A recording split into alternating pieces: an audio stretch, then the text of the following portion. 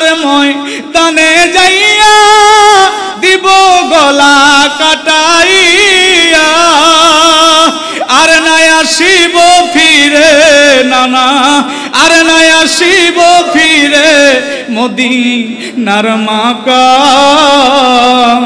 আপনার হুসাইন যায় কারবালার ময়দান নানা, কারবালার ইমাম হুসাইন রওজা শরীফ থেকে রাসূলের জিয়ারত শেষ করে রাসূলুল্লাহ বললেন ইমাম হুসাইন যাইতে হবে কারবালার প্রান্তরে। ইমাম হুসাইন তিনি আসলেন, মুরব্বি সাহাবীদেরকে ডাক দিয়ে বলেন, ও নানার সাহাবীরা, রাসূলুল্লাহ বলেছেন কারবালার প্রান্তরে আমি ইমাম হুসাইন, আমাকে যাইতে হবে, আপনারা আমাকে বাধা দিবেন না।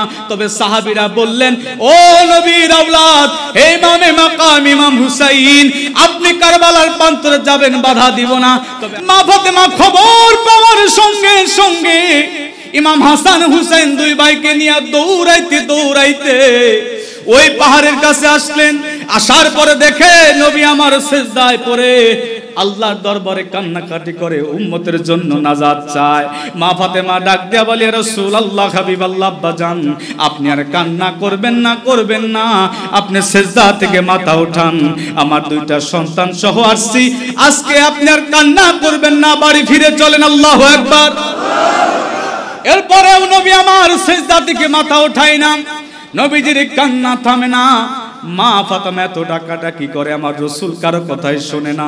সাহাবীরা ডাকতে ডাকতে পেরেশান, আমার নবী কারো কথাই শোনে না, কান্নারও বেড়ে যায়। মা ফাতেমা হঠাৎ করে জ্বালানি হয়ে গেলেন, ডাক দেয়া বলে, আব্বা জান, আপনার সন্তানদেরকে চিনতেছেন না, সাহাবীদেরকে আপনি চিনতেছেন না, উম্মতের জন্য পাগল, সেই উম্মতের জন্য আপনি পাগল হয়েছেন ইয়া রাসূলুল্লাহ। ওই উম্মতের নাজাতের তরে আমার দুইটা সন্তান ইমাম হাসান হুসাইনকে আমি কুরবানি মানত করে দিলাম। কথা বলেন। কারবালার প্রান্তরে যেই ঘটনা ঘটেছে, এই ঘটনাটা ঘটার আগে পৃথিবীর মানুষ এবং সাহাবীরা রাসূল পাক সাল্লাল্লাহু আলাইহি ওয়াসাল্লামকে আল্লাহ পাক আগেই জানিয়েছে। কেমন করে? নবীজি আমার বসে আছেন, জিবরাইল আমিন একদিন আমার রাসূলের কদম মোবারকে আসলেন। নবীজি আমার বলেন, জিবরাইল, তোমাকে পেরেশান লাগে, তোমার মুখটা মলিন কেন? জিবরাইল আমিন বলেন, ইয়া রাসূলুল্লাহ, হাবিবাল্লাহ, আমার হাতের মধ্যে আমি কিছু মাটি নিয়ে আসছি। বলে, এই মাটি কোন জায়গা? বলে, মাটি কারবালার প্রান্তরে। আল্লাহু আকবার বলে। এই মাটি আনার কারণ কি জিবরাইল? জিবরাইল আমিন বলতেছি, ইয়া রাসূলুল্লাহ, হাবিবাল্লাহ, আপনার উম্মতের মধ্যে একদল নিষ্ঠুর পাপী এজিদের সৈন্যরা আপনার ইমাম হুসাইন, আপনার আওলাদকে নির্মম ভাবে কারবালার প্রান্তরে পানি না দিয়ে দিয়ে আপনার আওলাদদেরকে শহীদ করবে। যেই জমিনে রক্ত পড়বে ওই জমিনের মাটি আপনি রাসূলুল্লাহর কদমে নিয়ে আসছেন। পৃথিবীতে ঘটনা ঘটবার পরে মানুষ জানে, কিন্তু আল্লাহ পাক তার হাবিবকে আগেই জানিয়ে দিয়েছে। এরপরে রাসূল পাক সাল্লাল্লাহু আলাইহি ওয়াসাল্লাম একদিন মসজিদে নববীতে দাঁড়ায়া পৃথিবীর উত্তর দিকে তাকায়া তিনি চোখের পানি ফেলতেছিলেন। সাহাবীরা দূর থেকে দেখলেন যে রাসূল আমার চোখের পানি ফেলতেছে পৃথিবীর উত্তর দিকে তাকায়া। সাহাবীরা কাছে আসলেন, রাসূলুল্লাহর কান্না দেখলেন। নবী আমার কিছুক্ষণ পরে পৃথিবীর পূর্ব দিকে তাকাইলেন, মুস্কে মুস্কে হাসতেছেন। সাহাবীরা অবাক হয়ে গেলেন, বলি, ইয়া রাসূলুল্লাহ, হাবিবাল্লাহ, বেয়াদবি মাফ করবেন, আপনি পৃথিবীর উত্তর দিকে তাকায়া মুস্কি মুস্কি হাসলেন, আমরা দেখলাম পৃথিবীর উত্তর দিকে তাকায় আপনি চোখের পানি ফেললেন, এরপরে পৃথিবীর পূর্ব দিকে তাকায় আপনি হাসলেন, কারণটা কি? নবী আমার বললেন, সাহাবীরা শুনো, পৃথিবীর উত্তর প্রান্তরে একটা মুনতাকা হবে, একটা দেশ হবে। ওই দেশের মধ্যে একটা এলাকার নাম হবে ইরাক, বাগদাদ। ওই এলাকার মধ্যে কুফানগর হবে, কারবালার প্রান্তর হবে। ওই কারবালার প্রান্তরে আমার দহিদ্র ইমাম হুসাইনকে নির্মম ভাবে কষ্ট দিয়ে দিয়ে শাহাদত বরণ করবে। ওই দৃশ্যটা জিবরাইল আমিন আমার চোখের সামনে ভাসিয়ে তুলেছে। ইয়া রাসূলুল্লাহ, আপনি পৃথিবীর পূর্ব দিকে তাকায়া মুস্কি মুস্কি হাসলেন, কারণটা কি? রাসূল আমার বললেন, আমার হাসার কারণটা হলো পৃথিবীর পূর্ব প্রান্তরে একটা মুনতাকা হবে, একটা দেশ হবে, যেখানে আমি রাসূল যাব না, আমার আহলে বায়াতের কেউ যাবে না, আমার সাহাবীরা কেউ যাবে না, তাবে তাবিন কেউ যাবে না। একদল আমি রাসূলকে ভালোবেসে মুমিন বান্দা সকল আল্লাহর ওলিরা যাবে, তারা গিয়ে আমি রাসূলের কথা বলবে, আহলে বায়াতের কথা বলবে। যেই সময় মানুষ আহলে বায়াতের মহব্বত থেকে দূরে থাকবে, আমি রাসূলের মহব্বত থেকে দূরে থাকবে, আওলাদের রাসূলের মহব্বত থেকে দূরে থাকবে, ওই ওলি আল্লাহরা যখন আওলাদের রাসূলের কথা বলবে, লক্ষ লক্ষ বিধর্মীরা ইসলাম ধর্মের মধ্যে তারা জায়গা করে নেবে।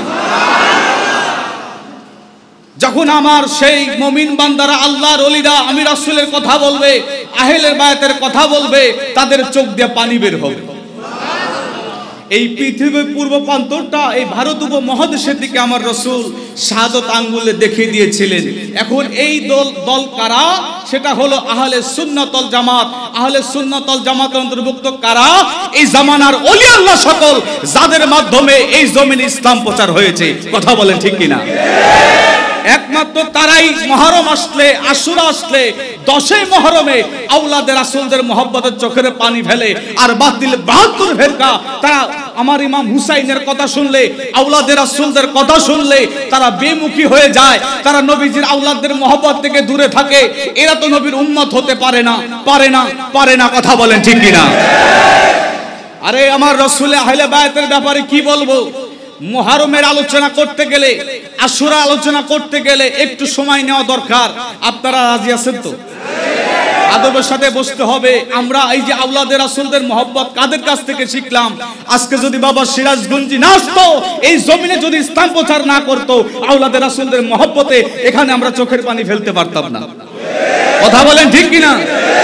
আমি যখন আসলাম দেখলাম হুজুর পাক উনি রাসূলুল্লাহর প্রেমের কথা বলতেছেন। সূরা তাওবার মধ্যে থেকে এবং কি সূরা নিসার মধ্যে থেকে উনি তাফসীর করতেছেন। যে তাফসীর করতে গেলে 17টা জ্ঞান লাগে। সুবহানাল্লাহ বলেন। আল্লাহর ওলিদেরকে আল্লাহ পাক অটোমেটিক্যালি সে জ্ঞান দিয়ে দেন। সুবহানাল্লাহ বলেন। আতিউল্লাহ ওয়া আতিউর রাসূলা ওয়া উলিল আমরি মিনকুম, এই বিষয়ের উপর আলোচনা করতে গেলে ঘন্টার পর ঘন্টা লাগবে। আমি দেখলাম উনি কয়েকটা কথার মধ্যে উনি বিশ্লেষণ দিলেন যে আল্লাহর ওলি ছাড়া রাসূলকে পাওয়া যায় না, আর রাসূলকে না পাইলে আল্লাহকে পাওয়া যায় না। আপনারা হক ওলি আল্লাহর দরবারে আছেন, হক ওলি আল্লাহর দরবারে আছেন। রাসূল পাক সাল্লাল্লাহু আলাইহি সাল্লামের আহলে বায়াতের ব্যাপারে আল্লাহ পাক নিজে বলেছেন, আমি তাদেরকে পাক এবং পবিত্র করে পৃথিবীতে পাঠিয়েছি। আচ্ছা বলুন তো, এখানে যারাই আছেন আমরা কি বুকে হাত দিয়ে বলতে পারবো যে আমরা পাক পবিত্র হয়ে দুনিয়াতে আসছি? আমাদের দাদা, পরদাদা, তার দাদা কেউ না কেউ জিনা করেছে, কেউ না কেউ পাপ করেছে।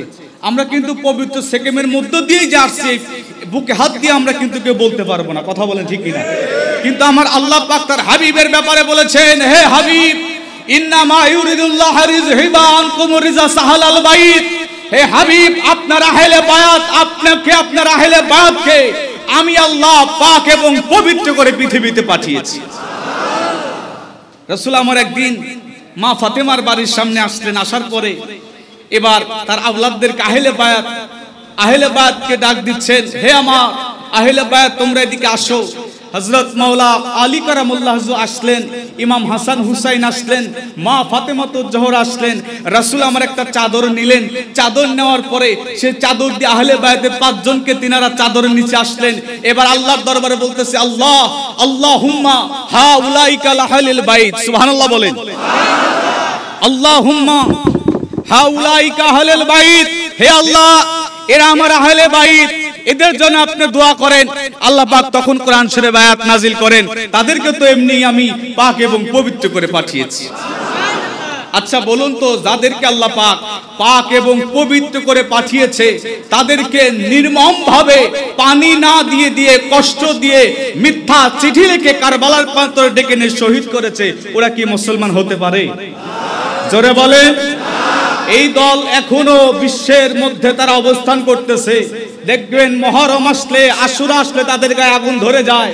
কারণ ওই দিন ইয়াজিদের সৈন্যদের গায়ে আগুন ধরেছিল, আব্দুল্লাহ ইবনে জিয়াদের গায়ে আগুন ধরেছিল, ওই কুফাবাসী 22,000 মিথ্যা লোকেরা তাদের গায়ে আগুন ধরেছিল।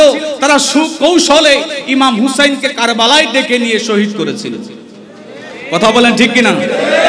আমাদের তরিকতের ইমাম রাব্বানি কায়েমে জামানি মাহবুব সুবহান মুজাদ্দিদ আল বিসানি, তিনি মাকতুবাত শরীফের মধ্যে আওলাদে রাসূলের মুহাব্বতের কথা তিনি লিখে গেছেন। সুবহানাল্লাহ বলেন। মনে রাখবেন, আমাদের নামাজ, রোজা, হজ, যাকাত, টুপি, জুব্বা, লম্বা দাড়ি, বড় বড় আলখেল্লা, দাওরা পাস, সেপ্তা পাস, কামিল পাস, বড় বড় দাওরা পাস যতই করেন না কেন, সমস্ত ইবাদত বন্দেগী, সমস্ত পাশের তখনই দাম হবে যখন আওলাদে রাসূলদের মহব্বত আমাদের অন্তরে থাকবে। নবী মহব্বত, নবী বিদ্বেষীরা তারা নবী মহব্বত সহ্য করতে পারে না, আওলাদে রাসূলদের মহব্বত সহ্য করতে পারে না। কথা বলেন ঠিক কিনা? আওলাদে রাসূলদের মহব্বত যদি অন্তরে থাকে, নামাজ, রোজা, হজ, যাকাত, টুপি, দাড়ি, লম্বা জুব্বার দাম আছে। কথা বলেন ঠিক কিনা? এর জন্য আল্লাহর ওলিদের দরবার ছাড়া এই মহব্বত কোথাও পাওয়া যাবে না বাবা। কারণ ওলি বিদ্বেষী যারা, তারা কোনোদিন আওলাদে রাসূলদের মহব্বত শিক্ষা দেবে না। কথা বলেন ঠিক কিনা? মুজাদ্দিদ আল বিসানি বলতেছেন মাকতুবাত শরীফের মধ্যে, ইলাহি বিহাক্কে বানি ফাতেমা কে বড় কৌলে মা কুলি খাতে মা, अगर गातम रद खुली और कबूल माना दोस्तों दमा में अहले रसूल। सुभान अल्लाह बोले मुजाद्दिद আল বিসানি আল্লাহ দরবার বলে, আল্লাহ হে ইলাহি, আমার জীবনের নামাজ, রোজা, হজ, যাকাত যা কিছু করেছি এর গ্যারান্টি আমি দিতে পারি না আল্লাহ আপনি কবুল করবেন কিনা জানি না, তবে আমি একটা আমল করি, আওলাদে রাসূলের মহব্বতে আমি দরুদ শরীফ পাঠ করি। আমি আওলাদে রাসূলের মহব্বতে চোখের পানি ফেলি গো আল্লাহ, আপনি চোখের পানির ওসিলায় আমার মরণের সময় যেন আওলাদে রাসূলের শাফায়াত নসিব হয়, ময়দানে হাসরে যেন শাফায়াত নসিব হয়। আল্লাহু আকবার বলেন। আমাদের তরিকতের ইমাম তিনি আমাদেরকে আওলাদে রাসূলদের মহব্বত শিখিয়ে গেলেন। শুধু নামাজ, রোজা, হজ, যাকাত দিয়ে কিন্তু হাসরের ময়দানে বেড়া পার হওয়া যাবে না। কথা বলেন ঠিক কিনা? বন্ধু মুসলমান, কারবালার আলোচনা অনেক লম্বা আলোচনা। সালমা নামে এক আনসারী সাহাবী নবীজির একজন বিবি উম্মু সালমা রাদিয়াল্লাহু তাআলার কাছে গেলেন। সকালবেলা যাওয়ার পরে তিনার সামনে যখন দাঁড়াইলেন, উম্মু সালমার তিনার মুখটা মলিন দেখা যায়। সালমান সারি উনি তিনি বললেন, মহিলা সাহাবী, হে নবীর বিবি, আপনার মুখটা আজকে মলিন দেখা যায়, কারণ কি? উম্মু সালমা ডাক দিয়ে বলে, আনসার সাহাবী শুনো রে, আজকে রাতের বেলা আমি স্বপ্ন দেখেছি আমার রাসূল আমার সামনে হাজির হয়ে গেছে। আমি দেখলাম আমার নবী আমার সামনে হাজির। আমার রাসূল যখন আমার সামনে আসছে রে, আমি দেখলাম রাসূলের মলিন অবস্থা, চেহারার মধ্যে কাদা লেগে আছে, দাড়ি মুবারকের মধ্যে কাদা লেগে আছে, রক্ত লেগে আছে। আমি উম্মু সালমা বললাম, ইয়া রাসূলুল্লাহ, হাবিবাল্লাহ, নবী গো, আপনার আজকে বিষয়কর অবস্থা কেন, এই অবস্থা কেন? নবী আমার চোখের পানি ছেড়ে দিয়ে বলে, উম্মু সালমা, তুমি কি জানো না আজকে 10 মুহররম আমার আওলাদদেরকে নির্মম ভাবে কারবালার প্রান্তরে শহীদ করা হয়েছে। বন্ধু মুসলমান, উম্মু সালমা চোখের পানি ছেড়ে দিয়ে বলে, ইয়া রাসূলুল্লাহ, আপনি হাজির হয়ে গেছেন, আচ্ছা বলুন তো আমার নবী হাজির হইতে পারে কি পারে না? জোরে বলেন। আমার নবী দেখতে পারে কি পারে না? বিশ্বাস আছে কিনা? কারবালার প্রান্তরে আমার নবী তিনি হাজির ছিলেন। আল্লাহু আকবার বলেন। যারা বলে রাসূল দেখতে পারে না, এরা কোরআন শরীফের আয়াতকে অস্বীকার করে। আমার আল্লাহ নিজে বলেছে, আমি আল্লাহ তোমাদের আমল দেখি, আমার রাসূল দেখে। সুবহানাল্লাহ। আমার আল্লাহ নিজে বলেছে, ওয়াসাইয়ারাল্লাহু আমালাকুম ওয়া রাসূল, আমি আল্লাহ তোমাদের আমল দেখি, আমার রাসূল দেখে। এই আয়াতকে যারা অস্বীকার করবে তারা যেন আল্লাহ পাকের সংবিধানকে অস্বীকার করলো। কথা বলেন ঠিক কিনা? নবী আমার কারবালার প্রান্তরে উপস্থিত ছিলেন। লম্বা ঘটনা, কথা ছিল আমিরে মাবিয়া তিনার পরে ইমাম হাসানকে ক্ষমতায় বসানো হবে, খিলাফতের ভার তিনাকে দেওয়া হবে। তিনি যে সময় ছোট ছিলেন, এই জন্য কিছুদিন যাবত মাবিয়া রাদিয়াল্লাহু তাআলা তিনি ক্ষমতা বসেছিলেন। কিন্তু দেখা গেল এজিদ তখনও বড় হচ্ছে, আস্তে আস্তে করে ইমাম হাসানকে সব ষড়যন্ত্র করে বিষ খাওয়ানোর মাধ্যমে ইমাম হাসান রাদিয়াল্লাহু তাআলাকে শহীদ করে দেয়। আল্লাহু আকবার।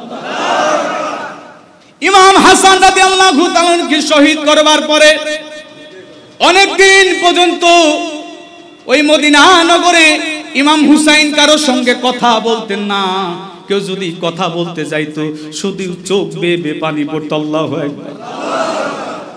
ইমাম হাসানকে জিদ একটা মহিলার মাধ্যমে বিষ খাওয়ানোর জন্য যখন গিয়েছিল, বিষ ঠিকই খাওয়াইছিল, একবার নয়, দুইবার নয়, তিনবার তাকে বিষ খাওয়ানো হয়েছিল। যতবার বিষ খাওয়ানো হয় আমার রাসূলের রওজা শরীফে দৌড়াইতে দৌড়াইতে ইমাম হাসান রাদিয়াল্লাহু তাআলা চলে যায়। ইমাম হাসান তিনি সাক্ষী দিয়ে গেছেন, আমি যখন বিষের যন্ত্রণায় ভুগতেছিলাম আমি রাসূলের রওজা শরীফে দৌড়াইতে দৌড়াইতে চলে যাই। আমি আমার রাসূলুল্লাহর কাছে, নানা জানের কাছে আমি যখন নালিশ পেশ করি, আমি দেখি রওজা শরীফের মধ্য থেকে তাওয়াজ্জুর হাত বাড়াই আমি ইমাম হাসান রাদিয়াল্লাহু তাআলাকে আমার রাসূল হাত বোলায়া দেয়। কিন্তু আমরা দুই ভাই শহীদ হব আমরা জানি। আমার আম্মা জান মা ফাতেমা তো জোহরা বলে গেছে, নবীজির উম্মতের জন্য তোমরা দুই ভাই শহীদ হবা। আমার রাসূলের একটা জীবনের ঘটনা শোনাই। নবীকে 3 দিন পাওয়া যাচ্ছিল না, সাহাবীরা খুঁজে পেরেশান হয়ে গেছে। খুঁজতে খুঁজতে যায় দেখে একটা পাহাড়ের গুহায় নবী আমার সিজদায় পড়ে পড়ে কান্না করে। সাহাবীরা ডাক দিয়ে বলে, ইয়া রাসূলুল্লাহ, আমি আবু বকর আজকে কয়েকদিন হয়ে যায় আপনাকে দেখি না। ওমর রাদিয়াল্লাহু তাআলা বলে, ইয়া রাসূলুল্লাহ, আপনি কি জানেন না আমি একদিন না দেখলে আমার মনের কাছে কোনো শান্তি পাই না। হযরত উসমান রাদিয়াল্লাহু তাআলা কান্দে, ডাক দিয়ে বলে, রাসূলুল্লাহ, আর আপনি সিজদায় পড়ে কাঁদবেন না, সিজদা থেকে মাথা উঠান, হুজরা শরীফে ফিরে চলেন। এরপরে নবী আমার সিজদা থেকে মাথা উঠায় না, নবীজির কান্না আরো বেড়ে যায়। আল্লাহ দরবার বলে, আল্লাহ যতক্ষণ পর্যন্ত না আমার উম্মতকে আপনি মাফ না করবেন আমি রাসূল সিজদা থেকে মাথা উঠাবো না। রাসূল আমার সিজদায় পড়ে কাঁদতেছেন। মা ফাতেমা তো জোহরা তিনি পেরেশান হয়ে গেছে। সাহাবীরা ডাক দিয়ে বলি, ইয়া রাসূলুল্লাহ, আমাদের জীবনের যত ইবাদত বندگی যা করেছি আপনি উম্মতের জন্য পাগল, ওই উম্মতের নাজাতের তরে আমাদের আমলগুলো আমরা দিয়া দিলাম।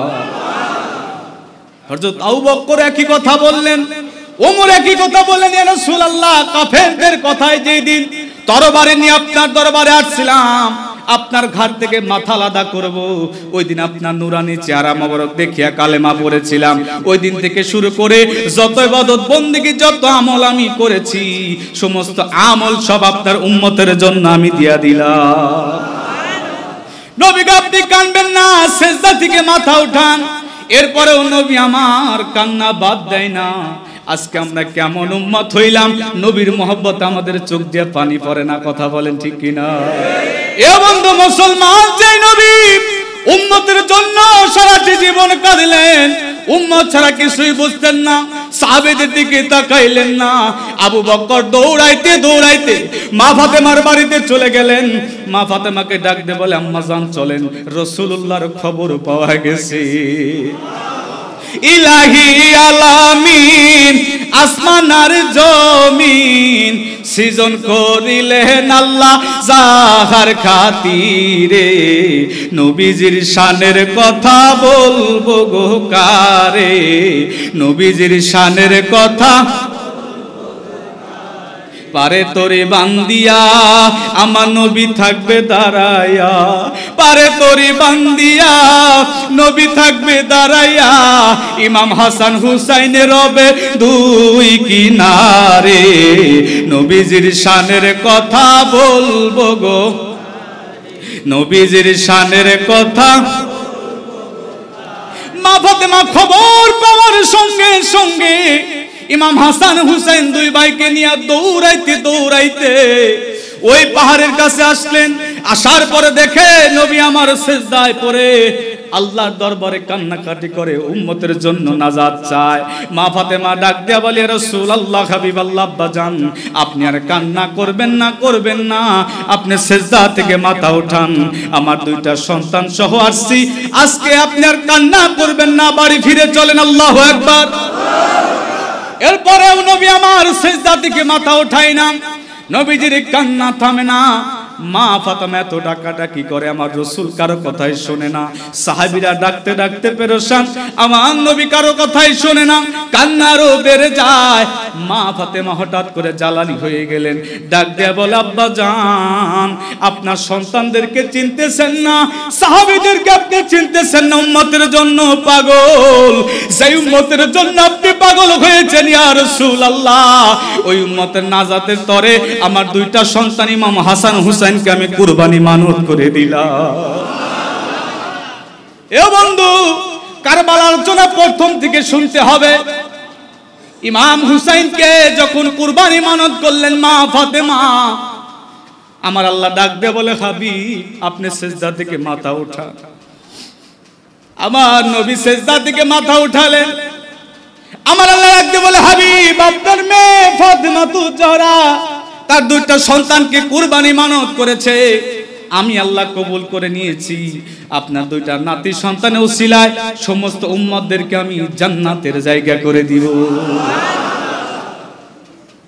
কারবালার প্রান্তরে ঘটনা, মা ফাতেমাতুজ জোহরা কুরবানি মানত করেছিল। আপনি যে কথা বলতেছিলাম যে ঘটনা ঘটবার পরে মানুষ জানে, কিন্তু কারবালার প্রান্তরে যে ঘটনা ঘটবে, ঘটনা ঘটার আগে আল্লাহ পাক তার হাবিবকে জানিয়েছে। সুবহানাল্লাহ বলবেন। ইমাম হাসান তিনাকে শহীদ করা হলেন। ইমাম হুসাইন কারোর সঙ্গে কথা বলে না। মদিনাবাসী আসে ইমাম হুসাইনের সঙ্গে কথা বলবার জন্য, কারণ তার মনে শোক, নির্মমভাবে তার বড় ভাইকে শহীদ করেছে। কারোর সঙ্গে কথা বলতেন না। মদিনা নগরে এবার ইবনে জিয়াদের কাছে ইয়াজিদ কুচক্র করে চিঠি লিখলেন, ইবনে জিয়াদ তুমি ইমাম হুসাইনকে মিথ্যা চিঠি দিয়ে কারবালার প্রান্তরে যদি আনতে পারো, তোমাকে আরো প্রমোশন দেওয়া হবে। নাউজুবিল্লাহ, তোমাকে প্রমোশন দেওয়া হবে, শুধু কুফার গভর্নর না, আমার পরের স্থান তোমাকে থাকবে। অনেক ভাইরা কয় যে ইমাম হুসাইন আওলাদে রাসূলদের শহীদদের ব্যাপারে ইয়াজিদ দোষী ছিল না। নাউজুবিল্লাহ কোন জড়িত ছিল না, সে কিছু জানতো না। নাউজুবিল্লাহ বলেন। এই কথা বললে কি ঈমান থাকবে? জোরে বলে। এই কথা বললে ঈমান থাকবে না, ঈমান তালাক হয়ে যাবে। আওলাদে রাসূলদের মুহাব্বতকে যারা কুটক্র করবে, এজিদের প্রশংসা নিয়ে যারা ব্যস্ত থাকবে, এরা জাহান্নামী, এরা লান্নত প্রাপ্ত। আমার দেশের কিছু বাতিল ফের কালেম কয় এজিদকে লান্নত করা যাবে না। কেন করা যাবে না বলেন তো দেখি? এজিদ লান্নত প্রাপ্ত। আল্লাহ পাক হেদায়েতের দোয়া করতে বলেছেন, হেদায়েত যদি নসিব না থাকে তাকে গজবের কথাও বলেছেন। কথা বলেন ঠিক কি না? ফিলিস্তিনি মুসলমানদের জন্য দোয়া করতে হবে, আর ইহুদিদের জন্য কি করবেন? দোয়া করবেন? হ্যাঁ, আরে রাসূল তো নজদের জন্য দোয়া করতে পারতেন। আব্দুল ওয়াহাব নজদি আমার ভাই বলল যে আব্দুল ওয়াহাব নজদির জন্য রাসূল দোয়া করেন নাই কেন? সিরিয়ার জন্য, শামের জন্য, সমস্ত দেশের জন্য দোয়া করলেন। আব্দুল ওয়াহাব নজদির জন্য দোয়া করেন, কারণ রাসূল জানতো যে নজ থেকে আব্দুল ওয়াহাব নজদি নামক এক শয়তানের সিংহ যাবে, আমার উম্মতের মধ্যে ফিতনা সৃষ্টি করবে। এই জন্য আমার রাসূল তার জন্য দোয়া করে নাই, কিন্তু যারা ইসলামের কাজ করব সেই দেশের জন্য রাসূল দোয়া করেছে। কথা বলে ঠিক কিনা? রাসূল তো আমার নিজে দোয়া করা শিখিয়েছে, এজিদের জন্য আমরা দোয়া করতে পারবো না। কথা বলেন ঠিক কিনা? আমরা ইমাম হুসাইনের পক্ষে, আওলাদে ওলিরা ইমাম হুসাইনের পক্ষে, বাবা সিরাজগঞ্জ ইমাম হুসাইনের পক্ষে, খাজা ইনায়তপুরী তিনি ইমাম হুসাইনের পক্ষে, বাবা শাহজাদপুরী তিনি ইমাম হুসাইনের পক্ষে। আমরা জীবন দিতে হলে ইমাম হুসাইনের পক্ষে দিব, বাঁচতে হলে ইমাম হুসাইনের পক্ষে বাঁচবো। কথা বলে ঠিক কিনা? তারপরে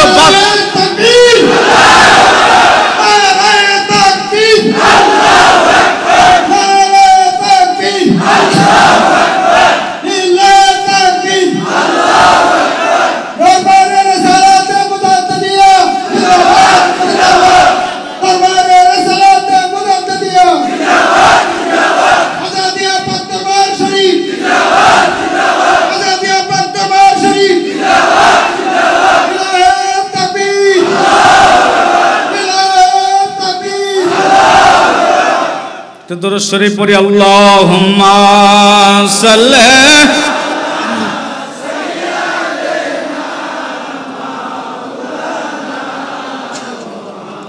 ওয়া আলা